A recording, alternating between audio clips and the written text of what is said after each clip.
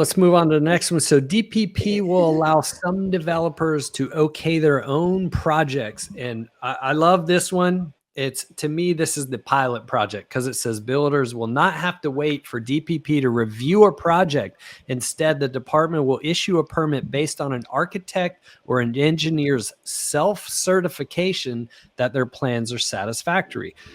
I've been saying this for a while. To me, this is really good. Now, it's super limited. It's limited only to like 2 different kinds of projects. One is commercial interior renovation that is basically the property is owned by Department of Hawaiian Homeland. So that's going to be very small at this component. And the other is for an affordable housing component that's really small as well. I attribute it to a pilot project. We're going to test this out. The reality is, you've got an architect and an engineer. They've gone through significant schooling, tons of testing, and got a license. Why should we, here's the concept, what we're doing right now, that person puts the plans together, stamps them, sends it to DPP where it sits for a year for someone to review and go through it. And yes, they send back comments and there's corrections that need to be made. But you're telling me a year? You're telling me that person is any more qualified that's down at DPP approving those plans than the architect or the engineer? So yeah, exactly. Take things that I'm doing or a flipper, for example, where they buy a property and they got hard money loan at 12% interest. You're at $1 million loan. That's a lot of money per month. Their profits evaporate quickly. So they can't ill afford to sit in permitting for 10 to 12 months, right? So, okay, you get an architect or an engineer, do up plans, stamp it that we're taking responsibility for it. You take it down to the desk, they issue the permit. Yeah, you should know what you're doing and you're responsible for the project. You immediately start work, they start building. Inspector comes in there to inspect. Are you building what you're supposed to be building? And is it the code? And if not, you got to modify it. That to me sounds like a much more streamlined process.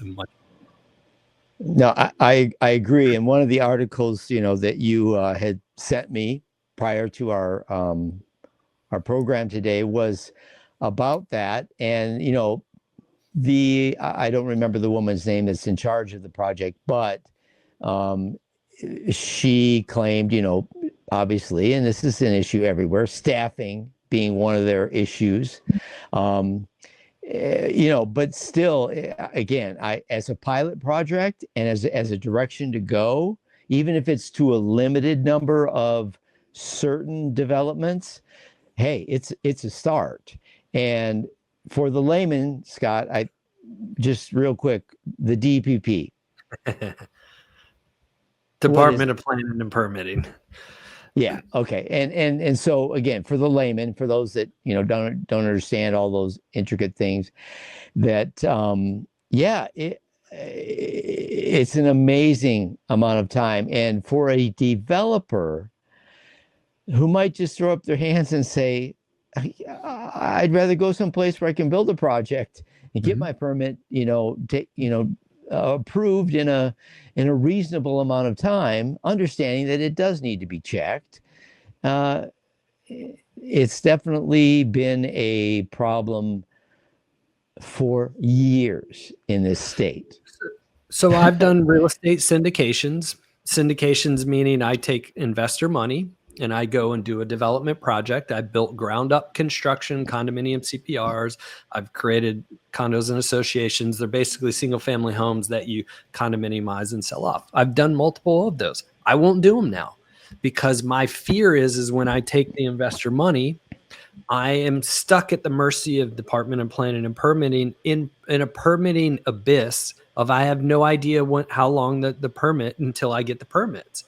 And I carry the burden and the weight on my shoulders of people giving me money and I have to give them a return. What I say I have to perform to, right? Or I lose all credibility and I never get an investor and I lose friends and things like that. And so I've gone away from that But this is a step in the right direction. We're moving there, and it's good to see, and I'm happy to see it. In South Dakota, they're doing this. I've talked to a contractor in South Dakota. He's like, we do self-certification all the time. I've talked to architects here. I know Matt Gilbertson, MGA Architects. He had been a big proponent of this for a long time, saying self-certification should be there. I have a license. If I screw up, my license should be revoked at that point. Yeah, and obviously, when you're making something, a home or a condo or something, I mean, you've got to build. Once you build something that you self-certify and it sucks, you're done. You're going to lose your license. So, I mean, yeah, and obviously for you, like you said, working with investors, I mean, if one of your investors is Louis Loans and Sausages from the Bronx, you want you want to get them some action. You want to get them some action, right?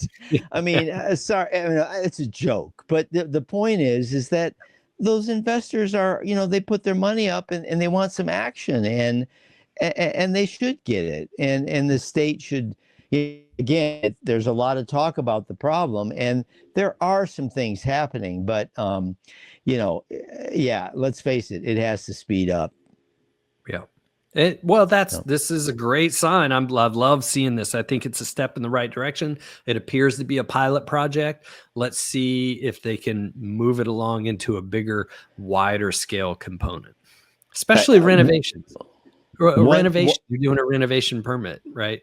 Or you're doing a renovation project. You're not building all the way from the ground up. That should be an easy way to do self-certification. Yeah, it's crazy. But one other thing I've heard recently or read in the papers, and I won't go into this in depth, but just as a possibility, is for the DHHL, the Department of Hawaiian Homelands. They're now talking about modular houses on some of these projects, which again, it may be the solution to move things along quicker. Yep. And people want housing. People need housing. In the interim, we are losing people from this state. Yep. People are moving away because the problem's not being solved quick enough. Yeah. DPP is a big component. That's deregulation at that point, right? Like, I don't want to say deregulation, but you're reducing the restrictions. You're reducing the paperwork and the layers of issues that you have to go through. You're thinning that out and you're making it easier. That's one step. Same thing has to happen on the condo high rise side, on the development side, on the mass scale component. The funny thing is we didn't have a housing shortage back in the 60s and 70s, right? After we became a state in 1959, we didn't have an issue with housing supply. We were building 14,000 new units per year, single family homes and condos. Then when people realize, the Waikiki condo with no parking makes 0 cents. Okay, we need to put some regulations in here.